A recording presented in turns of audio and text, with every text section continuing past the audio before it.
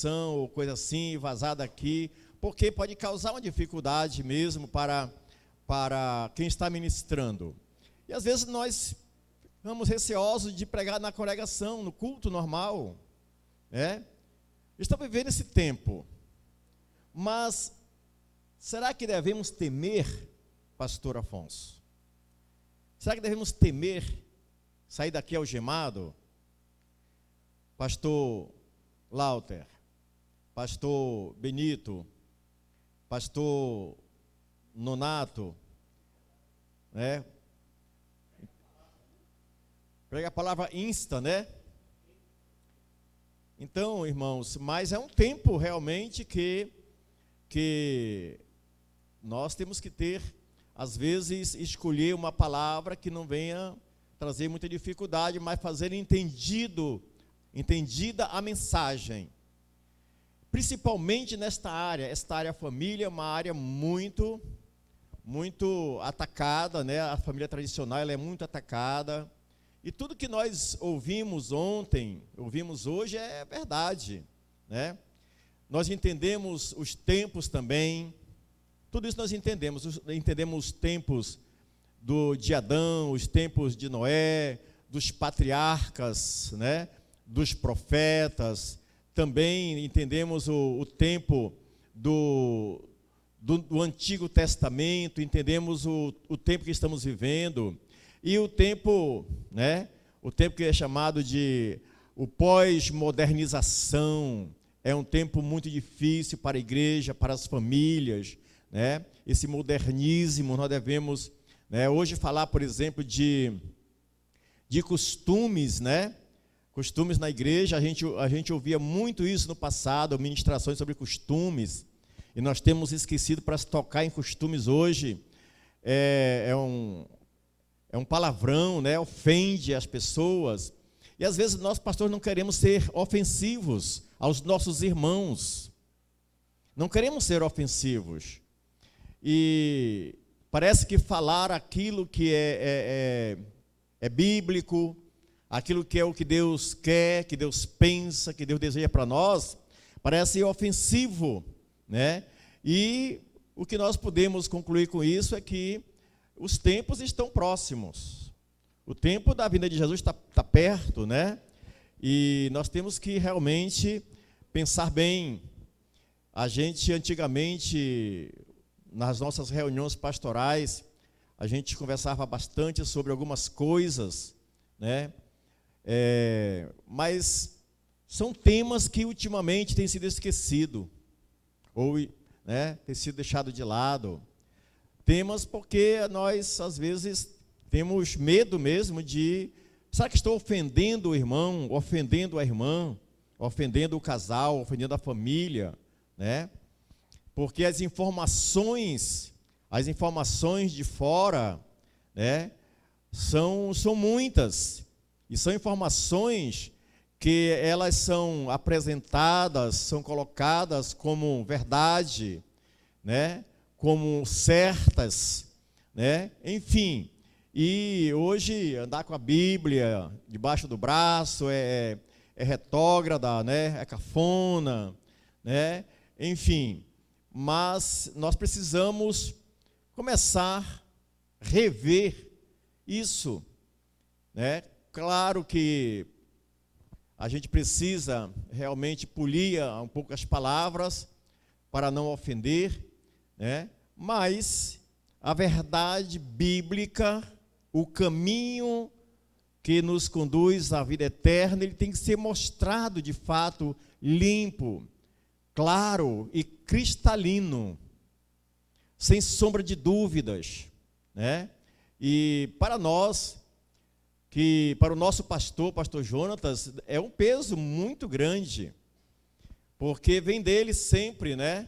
Vem sempre dele aquilo que nós, pastores de área, passamos, conceito, etc., vem dele. Ele é o nosso pastor. Mas ele também não nos tira a liberdade de falar, né? Desde que assuma aquilo que fala, ele não nos tira essa liberdade. O cuidado temos que ter.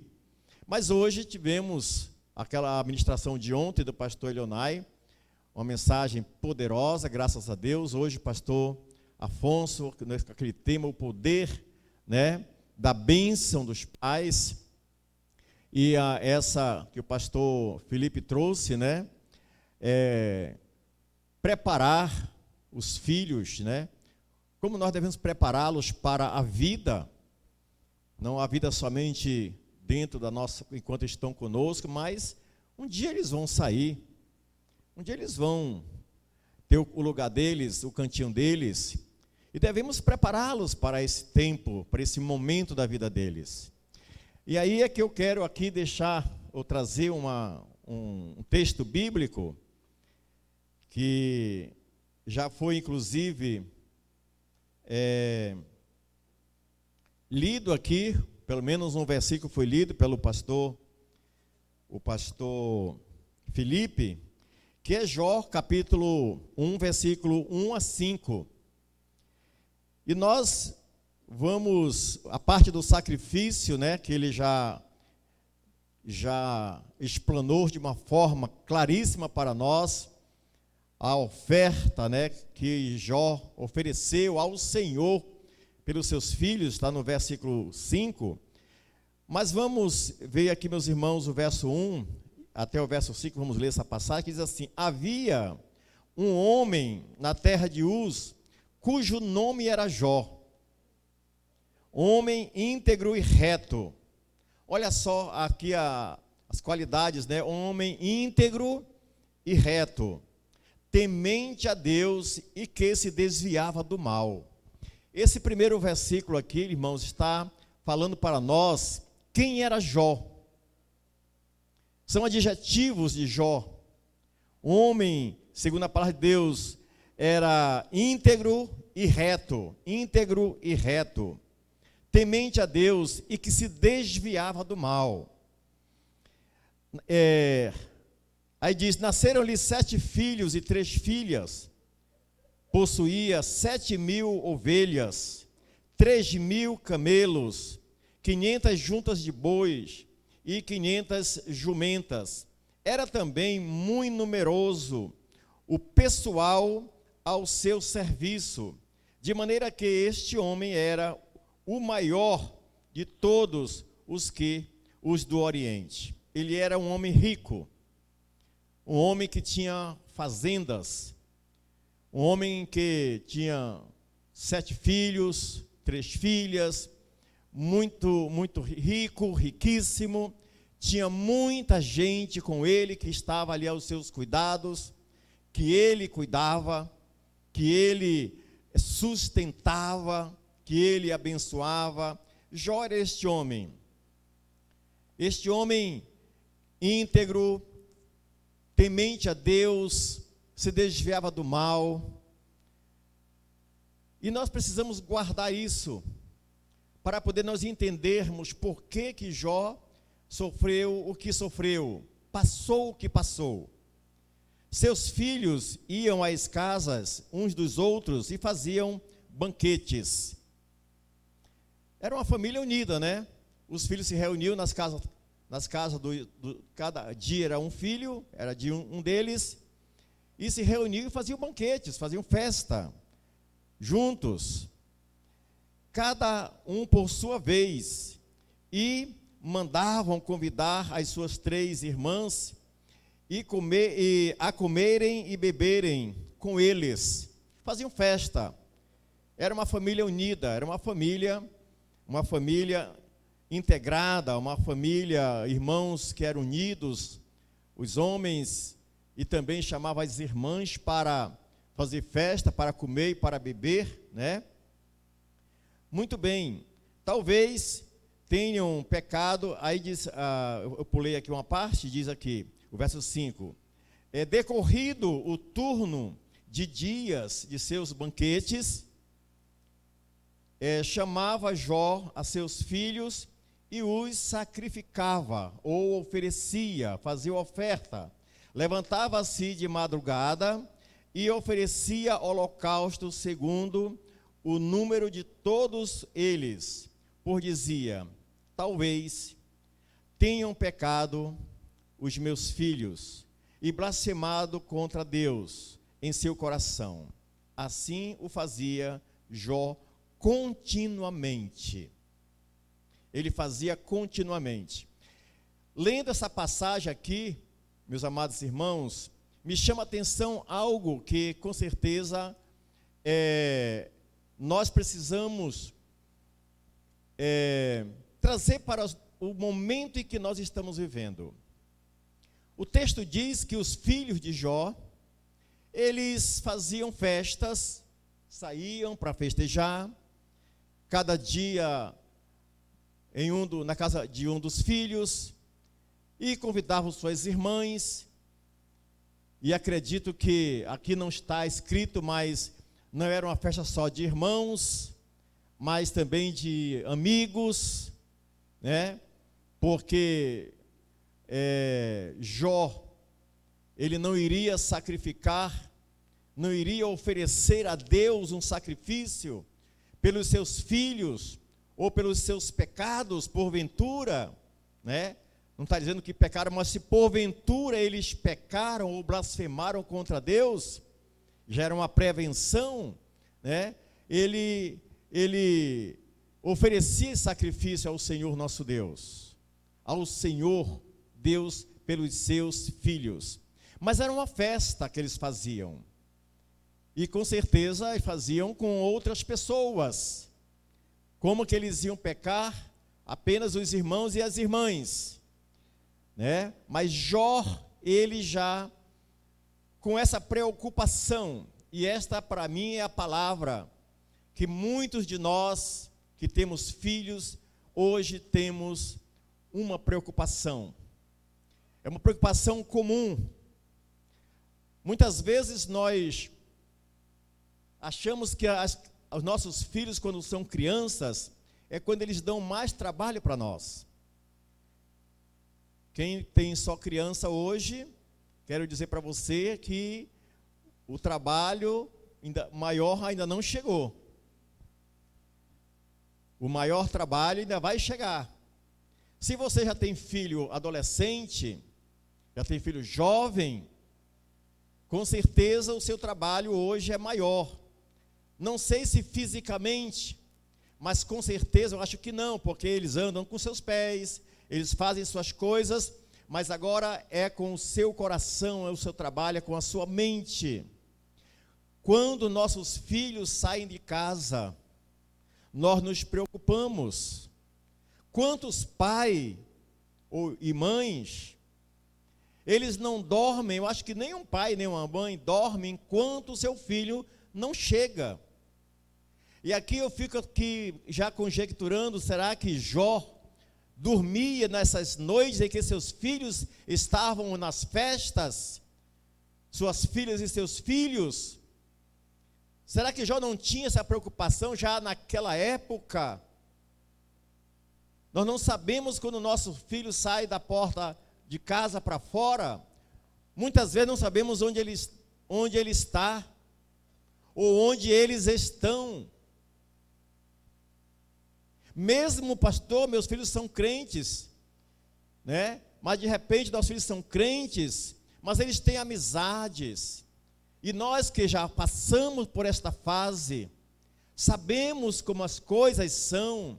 A gente diz, pai, mãe, eu vou ali com um amigo, eu vou ali com uma amiga, eu vou dormir na casa do meu amigo, da minha colega. E a gente confia muitas vezes, mas lá no íntimo tem uma preocupação. Quando é moça, quando é rapaz, e quando não serve ao Senhor, a nossa preocupação é muito maior, porque os filhos vão para as baladas, vão para as festas noturnas, não sabemos com quem eles estão acompanhados.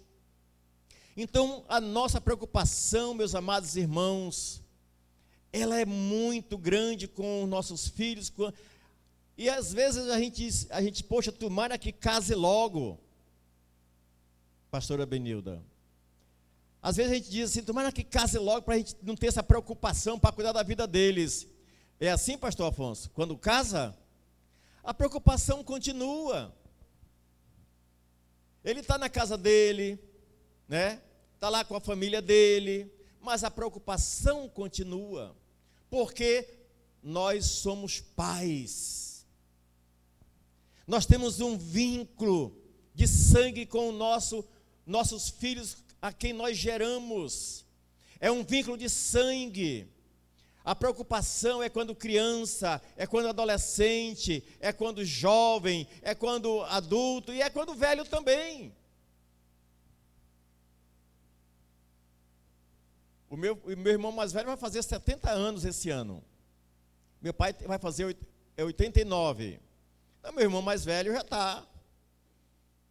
E eu também, né? Estou aí pertinho dessa idade de 70. Estou beirando já. 67. Já sou idoso. Mas ainda hoje os meus pais se preocupam conosco. Eles têm preocupação.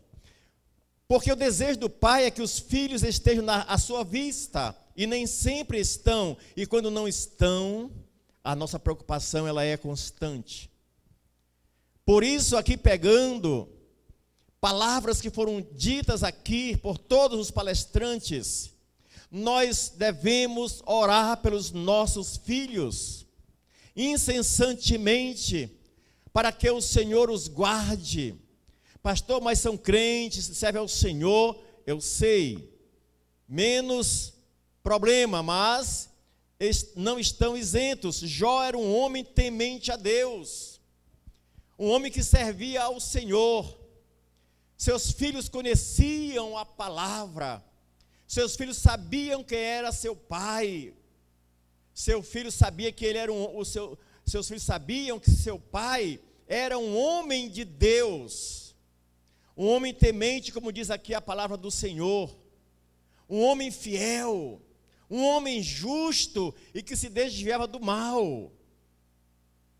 Seus filhos conheciam bem seus pais, pregava aos seus filhos com a sua própria vida, mas eles iam para as festas,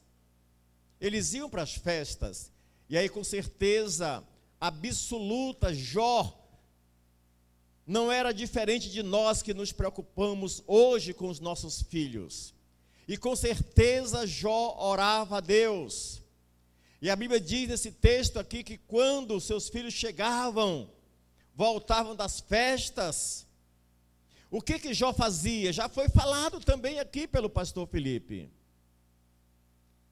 Ele sacrificava por cada um dos filhos, oferecia sacrifício a Deus pelos seus filhos. Mas qual era o motivo, qual era o objetivo do sacrifício? Dizia Jó, quem sabe eles pecaram. Olha só, irmãos, o cuidado do pai, daquele que tem vínculo sanguíneo, daquele que gerou, daquele cujos filhos saíram das suas entranhas, porque o pai, sabemos que não é só o biológico, mas é também o pai que adota, torna-se um pai também, é o que cuida, é o que se preocupa, é o que traz o sustento, é o que alimenta, é o que veste, é o que educa, é pai também. Mas o que é mais forte aqui, juridicamente, é o pai biológico, é o pai que tem vínculo sanguíneo com seus filhos. E nenhum de nós que somos pais queremos ver os nossos filhos sofrendo. As palavras mais duras já foram ditas aqui, não quero repeti-las, mas nós temos a missão de orar pelos nossos filhos. E saber que quando ele sai da porta para fora, não sabemos o que eles estão fazendo. Por isso a nossa preocupação. E como pais, sacerdotes, responsável, inclusive não apenas pelo sustento deles, pela educação deles, mas principalmente pela vida espiritual, pela salvação deles, dos nossos filhos. Será que nós queremos conquistar a salvação e não se preocupar com os nossos filhos, aqueles que nasceram das nossas entranhas, filhos biológicos, gerados pelo pai e pela mãe, colocado neste mundo, será que nós queremos que esses filhos se percam? Não tenha também o mesmo direito que nós temos da vida eterna? Com certeza, por isso, todo pai, por isso o tema é esse, né? Paternidade. Todo pai, ele quer ver seus filhos ali à sua vista, ao seu cuidado, à sua proteção. Este é o papel de pai. Infelizmente, nós sabemos que tem pai, né, que abandona seus filhos, mas não se trata aqui dentre nós. Se trata de pessoas que não temem a Deus, né, que abandonam seus filhos, nem mesmo cumpre com a missão de pai de sustentar, de educar, de ensinar.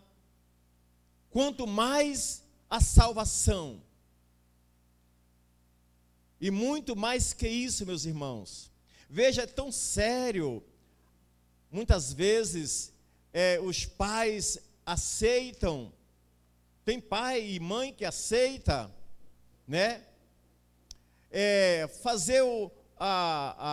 Fazer, eu não sei um termo mais técnico que esse, mas o extrair ou abortar um filho. E hoje tem quem ampare, tem quem concorde, tem quem aceita, tem lei que tentam colocá-la para proteger esse crime. Isso é um crime. Aqui no país vizinho nosso, parece que é a Bolívia, recentemente aprovou lei que a mãe pode abortar até a 24ª semana de gravidez. Olha o absurdo. Como é que uma mãe que gerou no seu ventre uma vida, um filho, pode ter na sua cabeça isso? Eu não consigo entender, eu não consigo compreender que um pai, uma mãe, que geraram do seu sangue, do seu ventre, alguém, uma vida, e queira matar. Essa é a palavra, matar. Já pensou, pastora, você que é da área de saúde, como tem outros aqui também, 24 semanas, já está o feto formado.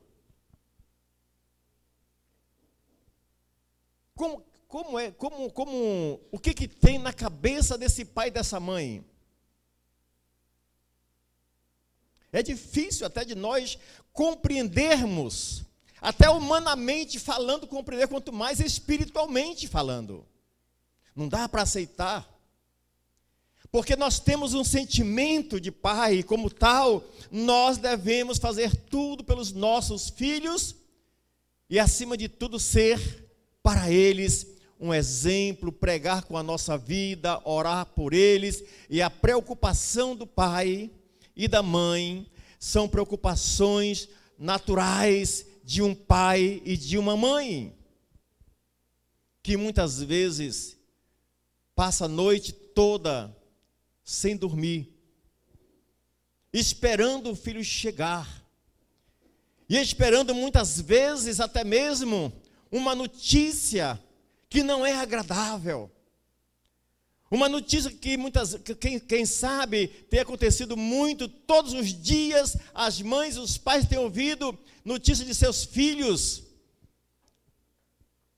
que foram acidentados, que se chocaram, que foram esfaqueados, foram violentados. São notícias que os pais estão todos os dias recebendo, e esta é a preocupação que paira, que habita no nosso coração, quando nossos filhos não estão à nossa vista.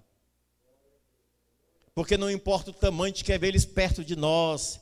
Meu filho chegou, a gente quer logo ver meu filho, como é que tu estás? Tu estás bem? É uma preocupação nossa, irmãos. É uma preocupação de pai e de mãe. Porque estamos vivendo num tempo em que os pais estão toda hora sobressaltados, com o coração muitas vezes acelerados, porque sabem muitas vezes por onde, quem sabe, por onde o filho, a filha está andando, ou tem noção, ou suspeita, pelo seu estado, pela sua situação dentro de casa. E a gente fica sem saber o que fazer, impotente, porque não se pode, como já foi dito também, não se pode amarrá-lo aqui no pé da mesa, né, como na linguagem bem popular. Nós temos que soltar, temos que abrir a porta e prepará-los para esta vida, este mundo. Não para viver as coisas que o mundo oferece, mas para que eles possam estarem preparados, como já foi dito aqui e exemplificado pela garça, né? Que pousa na lama, mas não se suja. E aí Jó, esse patriarca que nós temos ouvido sobre ele como referência aqui, meus amados irmãos, ele se preocupou com seus filhos, porque ele era homem de Deus, temia Deus, era fiel a Deus, se desviava do mal. Ele queria ver seus filhos também, como ele, servindo ao Senhor. Mas os filhos saíam para as festas, com suas irmãs, e quem sabe com amigos, e quando chegavam, primeira coisa que Jó fazia, venham aqui vocês, de madrugada, e oferecia a eles sacrifício a Deus. Oferecia sacrifício a Deus. Que atitude nós precisamos, meus amados irmãos, oferecer a Deus o melhor pelos nossos filhos, pela salvação deles, pela vida deles, pelo bem-estar deles, porque nós somos pais. Meus amados irmãos, essa história de Jó fala que ele foi um homem que é tudo isso que nós já falamos aqui, todos os adjetivos aqui dado a Jó era assim. Era um homem que tinha tudo, era um homem muito rico, e de repente ele perdeu tudo que tinha. Não vamos entrar nos detalhes, mas ele perdeu tudo que tinha. Satanás tocou em tudo que ele tinha, perdeu tudo que tinha. E por fim, o inimigo tocou nos seus filhos. E depois tocou na sua saúde. Só não tocou na sua vida. A história diz, esse livro de Jó diz que Jó tinha um amigo que questionava com Jó. Porque Jó continuava ainda amando a Deus, servindo a Deus, fiel a Deus, não murmurava contra Deus. E Jó, por que Deus permitiu acontecer tudo isso contigo, Jó? Qual é o teu problema, Jó? Sabe por quê? Porque a época, meus amados irmãos, o castigo, ou a perda, ou o prejuízo, ou a morte de alguém na família, ou o toque na sua própria saúde, era consequência do pecado. Antigamente, quando alguém estava passando por uma situação tão difícil como a de Jó, alguém dizia assim, é porque ele está pagando o que ele fez, ele pecou. Era ligado o castigo, o sofrimento ao pecado. Porque a história também do povo de Israel diz que muitos momentos que Israel desobedeceu a Deus, ele perdeu mesmo a batalha. Mas no caso de Jó, Jó perdeu seus bens, perdeu a sua família, os seus filhos, e a sua saúde foi afetada. O seu corpo foi tocado, foi completamente coberto de chagas. Ele não podia vestir roupas. Ele passou a deitar em folhas de bananeira. É o que se entende, folha de bananeira, não suportava roupa no seu corpo, porque o seu corpo estava em chagas. E aí esse amigo dizia: amaldiçoa este teu Deus. Ou qual foi o teu pecado, onde foi que tu erraste? E aqui eu quero pegar um gancho daquilo que já foi falado nesta noite aqui, e também mais cedo e ontem. Muitas vezes, nós pais estamos passando por situações na vida que nós atribuímos culpa a nós. Eu errei, eu pequei, eu não estou ensinando meu filho direito. E já foi dito também que possa até ser que muitas vezes nós não o fizemos como deveríamos fazer. Mas se nós fizemos, se nós ensinamos, se nós acompanhamos, se nós criamos como nós deveríamos cuidar, criar como pai, e nós passamos por situações difíceis com alguém da nossa família, ou com um filho, ou com nós mesmos passar, porque Jó tinha perdido tudo. Perdeu o que tinha, perdeu a família. O que ele tinha agora para perder? A vida. Mesmo assim, Jó, ele não murmurou, ele não blasfemou contra Deus.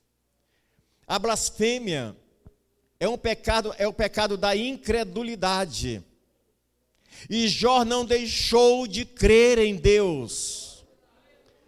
Deus disse para Jó que ele era o Senhor, fiel, todo-poderoso, e Jó creu em Deus.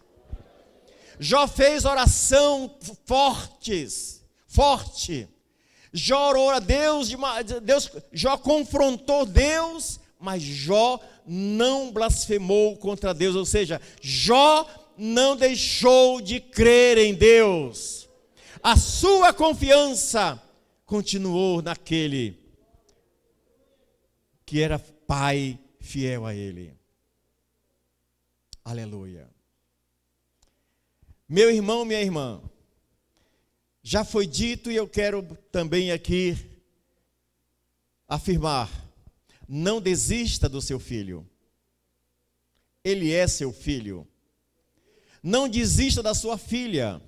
Ela é a sua filha. Já foi dito também: não apoiamos e nem concordamos com o erro deles, e nem acobertamos ou não devemos acobertar. Não. Como também já foi dito pela palavra de Deus, devemos acobertar os pecados de Adão, de Moisés, dos patriarcas, de Davi, de Salomão. Não foram acobertados, todos estão registrados na Bíblia Sagrada. Isso nos mostra que pecado não é para ser coberto, é para ser revelado. Quando é coberto, ele volta, mas quando ele é revelado, ele é queimado, ele é destruído. Pecado tem que ser revelado, tem que ser dito. Deus não poupou ninguém, nem mesmo aquele que era segundo o seu coração. Está registrado tudo o que ele fez de errado. Portanto, meus amados irmãos, não devemos acobertar os erros dos nossos filhos e não dizer que está certo, está errado, mas amá-lo, orar por ele, não desistir dele, continuar buscando, continuar amando. Aliás, é um momento em que nós, como pai, devemos mais amar os nossos filhos, é quando eles estão nesse estado de necessidade, seja material ou espiritual, é quando eles mais precisam do papai. É quando você dá o seu ombro paterno, o seu coração paterno para seu filho, porque ele é parte de você, ele é parte do seu sangue, foi gerado das suas entranhas. Por isso que Jó sacrificava oferecia sacrifício a Deus pelos seus filhos, porque dizia, quem sabe eles pecaram, ou quem sabe eles blasfemaram. Portanto, tudo que Jó passou foi com o objetivo de nos ensinar que Deus é um Deus justo. É justo porque tudo aquilo que Jó tinha foi tirado, inclusive sua família, a sua saúde, por um acusador, por aquele que foi diante de Deus acusá-lo, de proteção àquele filho. E Deus permitiu que ele tocasse, inclusive, na sua saúde, mas não na sua vida. E Jó, em nenhum momento, murmurou contra Deus, ou blasfemou contra Deus. E sabe o que aconteceu com Jó? Para passar essa parte aqui de Jó, Deus restituiu o dobro de filhos, o dobro de fazenda, tudo o dobro, Deus deu para o Jó. Deus quer nos abençoar. Deus quer nos abençoar como Pai. Deus quer nos mostrar cada dia que Ele é Deus, que Ele é Senhor. Louvado seja o nome do Senhor Jesus Cristo. Meus amados irmãos, nós vamos... Tem outros textos já foram aqui colocados, eu não quero mais me estender, porque nós vamos ter aquele momento de oração. Mas tem uma passagem também em Gênesis, e essa passagem é muito conhecida. Eu gosto sempre de ler essa passagem aqui em casamento, quando faço casamento. Em Gênesis 2, 24 diz assim: portanto deixará o homem a seu pai e a sua mãe, e apegar-se-á a sua mulher, e serão ambos uma só carne. Essa palavra aqui, meus amados irmãos, ela é muito maravilhosa. Deixará o homem, pai e mãe, e se unirá à sua mulher, e serão os dois uma só carne. Como Deus quer que você viva com seu esposo, com a sua esposa. Qual é a vida do casal? É de cumprir. O que é cumplicidade? É participar da vida do outro. O marido participa da vida da mulher, e a mulher participa da vida do marido. Isto é cumplicidade. Portanto, meus amados irmãos, a cumplicidade é a participação em algo, ou convivência. Ou você participa de tudo com a sua esposa, ela com você, né?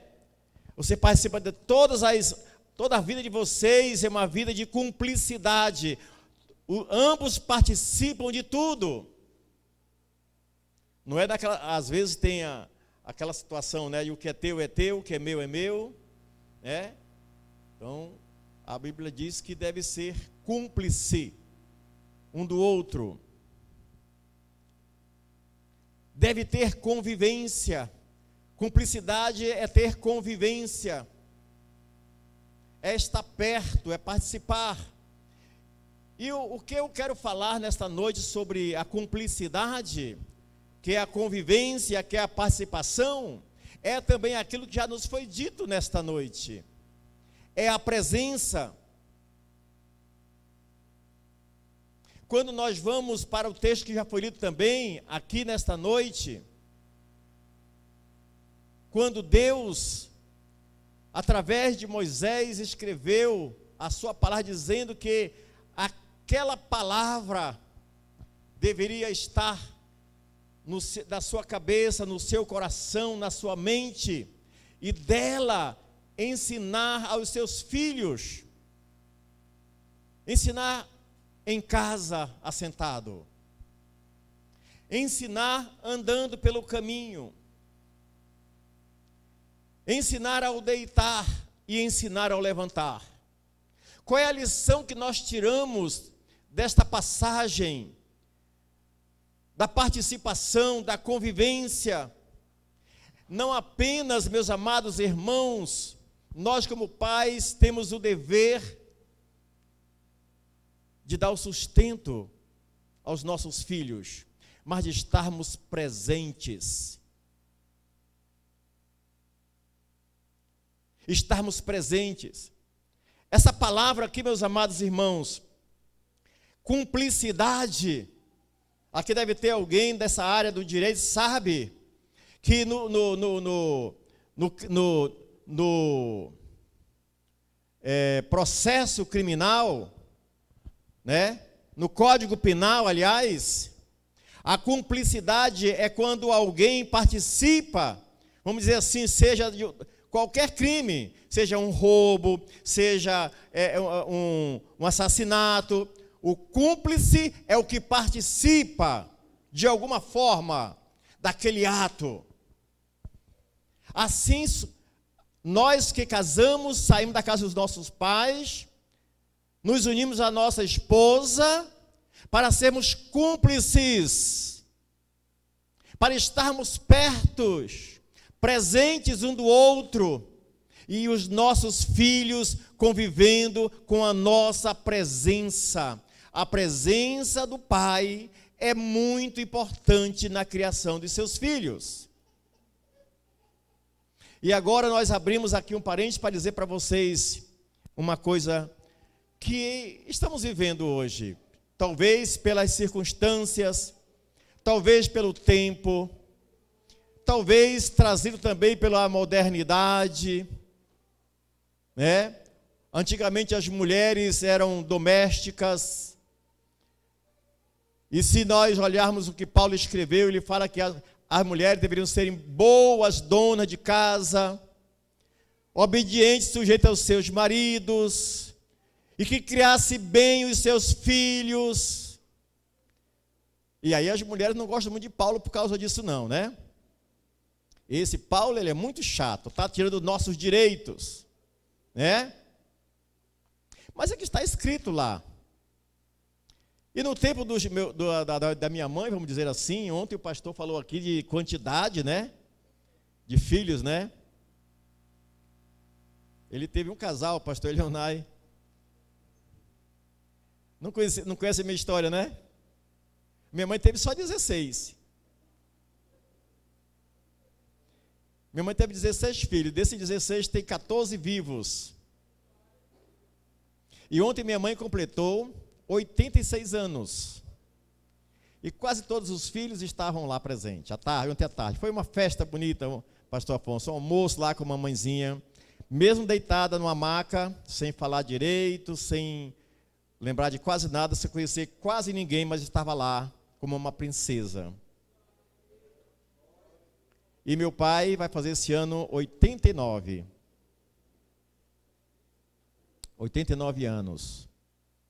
16 filhos. Não é fácil, né, irmãs? E todos normais. Todos. Muito bem. Então, meus amados irmãos, nos dias modernos de hoje, as mulheres, elas também é a linguagem, né, de hoje, que elas ocuparam o seu espaço. Ah, nós ocupamos o nosso espaço. Tá bom, eu vou respeitar esse espaço das mulheres. É a modernidade, é o tempo de hoje, é o tempo presente. As mulheres estudaram, fizeram faculdade, se profissionalizaram, se qualificaram, e os homens foram ficando para trás, não quiseram estudar, não quiseram se qualificar, e agora eles vão cuidar da cozinha. Vão fazer comida, vão fazer o café, né? Cuidar dos filhos, e a mulher vai ganhar aquela grana. Né, irmãs? Mas antigamente as mulheres eram domésticas, dona de casa, elas tinham seus filhos e elas amamentavam, cuidavam. Claro que os filhos mais velhos ajudavam, né? Por exemplo, eu ajudei, né? Ontem a gente estava brincando lá, e desculpe aqui a palavra que eu vou colocar, né? Foi dito assim: eu ajudei a limpar, eu limpei tua bunda. Para os mais novos, né? Com perdão da palavra. Mas todos nós sabemos o que é isso, limpar a bunda de criança, né? Eu fiz muito isso, dos meus irmãos mais novos. Mas a minha mãe e meu pai eram presentes na nossa vida. Minha mãe mais, porque meu pai viajava e minha mãe era presente. E este texto que nós lemos aqui de Gênesis, assim também como o texto, não está aqui na minha memória, mas está aqui no meu esboço aqui. Alguém colocou aí por aí, será? Deuteronômio 6, né? De 6 e 7. É o que fala de ensinar a criança assentado, andando, ao deitar e ao levantar. Está falando de quê, meus irmãos? De presença. A presença do Pai é indispensável, é impreterível na vida ou na criação dos seus filhos. Só que nós estamos vivendo um tempo diferente, um tempo em que, como falei, as mulheres estão no mercado, não é no mercado feira não, tá, irmão? No mercado de trabalho. Estão na indústria, na empresa, no comércio, são empresárias, são empreendedoras. E o que acontece? O que acontece é que as mulheres, né, o pai vai trabalhar, a mãe vai trabalhar também, porque conquistou esse espaço, e os filhos ficam aonde? Ou com a babá em casa, ou numa creche também, é a babá que cuida lá na creche, né? E aí, meus irmãos, quando os pais chegam à noite, cansados, não tem mais tempo e nem força e nem mais ânimo, para quê? Para ensinar os seus filhos, sentado, andando no caminho, ao deitar e ao levantar. Quando eu falo de família, de vez em quando eu lembro também da minha mãe, quando não éramos crentes. Não, já passou o meu tempo, né? Já éramos crentes. Ela, toda noite, pastora Esmerina, ninguém ia dormir sem antes se ajoelhar na beira da cama, todos, de joelhos, e ela pegar, aí tirar a criança, ela pegar esse dedinho aqui e fazia assim, ó, pelo sinal da Santa Cruz, livre-nos de... Como é que é? Nosso Senhor, não sei o que, e vai. Toda noite, pastor Afonso, tinha que fazer pelo sinal da Santa Cruz. Tinha que rezar. Porque reza é diferente de oração. Reza é repetição de palavras. Reza, isso é reza. Oração não, oração é você falar com Deus. Então a gente repetia, né? Toda noite a gente repetia aquele Santa Cruz, livre-nos Deus nosso Senhor. Mas ninguém ia dormir sem antes aprender a fazer o pelo sinal. Não era assim, pastor Benito? Você fez muito isso?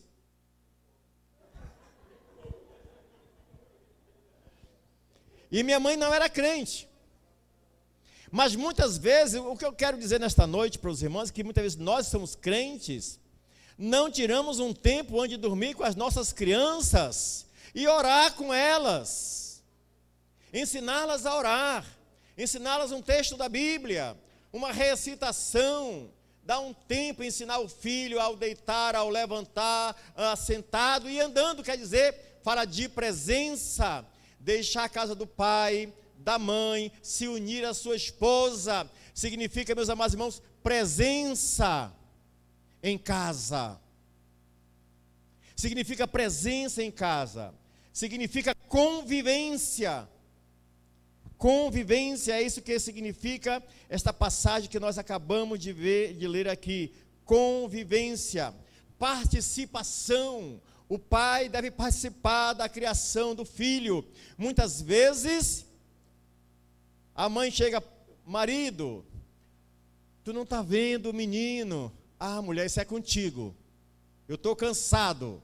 Cheguei do trabalho agora. Eu acho que aqui as irmãs estão concordando, como diz o pastor Felipe, né? Concordando comigo, né? Ele usou essa palavra algumas vezes. Quem está comigo, né? Menino, marido, olha, é teu filho, não é nem o nosso, olha que teu filho, né? Isso é problema teu, aí transfere para a mãe. E vice-versa, o pai sempre diz assim, olha tua filha, está na rua, ainda não chegou, olha a hora. Aí ela diz assim, tu é pai, não está dizendo nada? É mais ou menos assim, né, irmãos? Não é assim que acontece com todos nós? Um transfere a culpa para o outro, ou a responsabilidade. E agora, para fechar aqui, amados irmãos, aquilo que já foi dito, eu quero só reiterar. É que somos nós, pais, que devemos cuidar dos nossos filhos, ensinar os nossos filhos, e não transferir esta responsabilidade para a escola, para os professores lá na escola. Não, os professores têm a responsabilidade de ensinar a tabuada, o português, a história, a geografia, a física, a ciência, mas os pais é quem educam os seus filhos. Segunda grupo que os pais às vezes transferem essa responsabilidade para os líderes da igreja. Isso é o pastor que vai resolver contigo. Isso é o teu líder de célula que vai resolver contigo. Já foi falado, só reiterando. Mas às vezes nós, irmãos, transferimos a nossa responsabilidade de pai. Somos pais para os outros. Será que os outros vão educar ou ensinar os nossos filhos como nós gostaríamos que eles fossem ensinados? Não, porque não são pais. Você, eu, nós somos pais. Por isso a responsabilidade é nossa. Por isso aqui, irmãos, esse tema, esse último aqui, paternidade, quer dizer alguém que gerou, alguém que tem laços sanguíneos, ou por pai por adoção. Tem muitas vezes nós chamamos de também pai na fé, né? O pai na fé, ou o pai espiritual. É aquele que acompanhou, que cuidou, que gerou, também é chamado de pai. Mas nós estamos nessa noite aqui tratando de pai, família. Papai com laços sanguíneos e mãe com laços sanguíneos, cuja responsabilidade é nossa de ensinar e de educar os nossos filhos no caminho que eles devem andar. Somos nós que devemos ensinar. Amém? Estão contentes com o seminário? Daqui um mês e pouco, os vossos filhos estão vindo aqui. Aí vai ser com eles. Tem um versículo na Bíblia aqui que eu não posso deixar de trazer para vocês, irmãos. Não posso.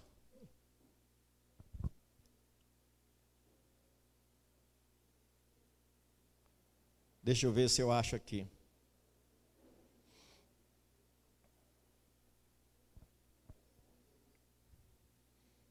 Essa primeira parte ela vai ser dita aos filhos,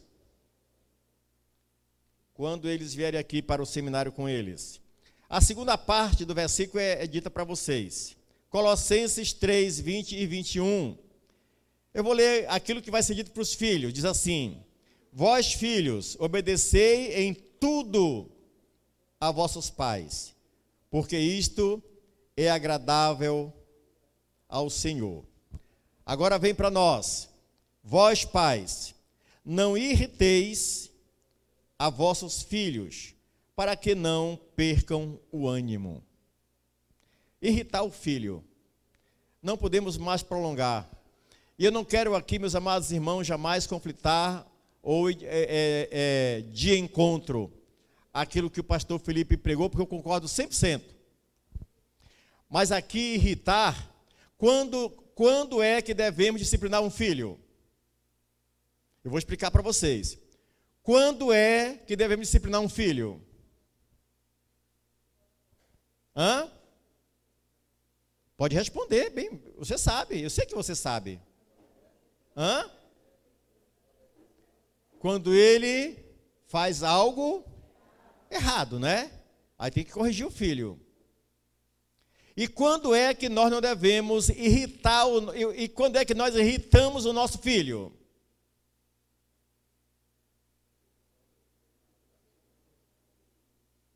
Quem aqui já foi irritado pelo seu pai?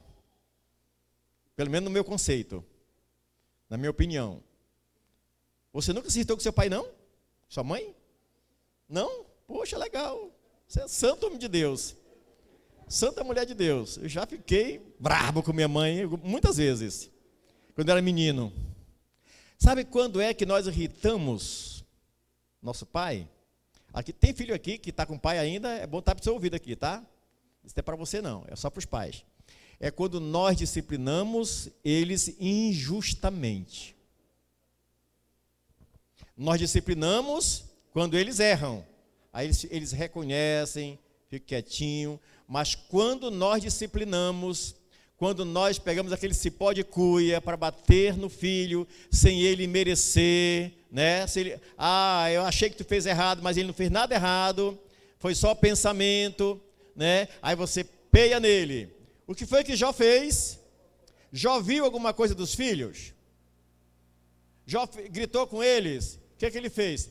Se porventura eles pecaram, eles blasfemaram, eu vou orar por eles, eu vou fazer sacrifício por eles.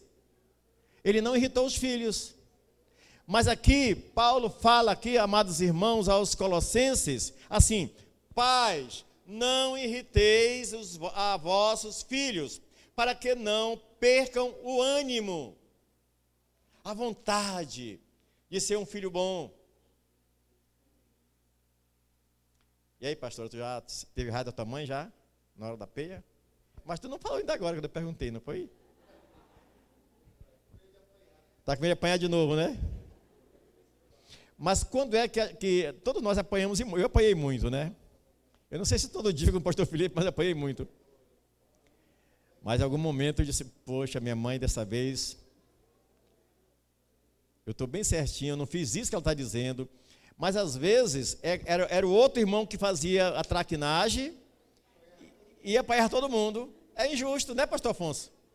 É aí que você está provocando o quê? A ira ao seu filho. Não provoque a ira ao seu filho, porque ele perde o ânimo. O pai também, muitas vezes, irmãos, olha só, e aqui eu vou encerrar mesmo. Olha só, muitas vezes nós, pais, eu sou pai, faz o que eu mando e não faz o que eu faço. A gente usa aquela autoridade de pai, né? Isso é ditadura, tá, irmãos? Isso é atitude de ditador, né? A gente quer utilizar a autoridade de pai. Nós temos que utilizar o amor de pai, que é diferente, né? A autoridade de pai é diferente de ser autoritário, portanto é o amor do pai que corrige um filho, disciplina, porque ama o seu filho. Como eu já estou repetindo tudo que foi falado, não vou mais prosseguir. Então, agradecer a Deus, agradecer a vocês, e agora eu gostaria que os pastores e as pastoras viessem para cá, por gentileza. A pastora Raimundinha, ela estava aqui. Cadê a pastora Raimundinha? Venha cá, pastora Raimundinha. E vocês que estão aí, irmãos, vocês vão vir em família. As mulheres ficam lá do posto.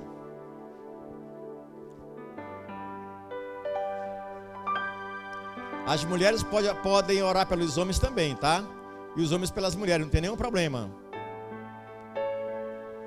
São ministros do Senhor e ministras do Senhor. Pastor Raimundinha, fique bem aí ao lado da pastora Benilda. Venham por família, por gentileza, por família. Não sei se vai ser possível, marido, esposa, se estiver aqui. Não sei se os filhos estão. As mulheres podem vir. Não sei se dá para vir por família ou não.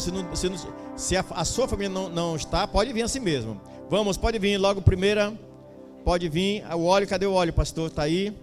Pastor vai estar colocando o óleo da mão de vocês. Forme a fila. Forme a fila.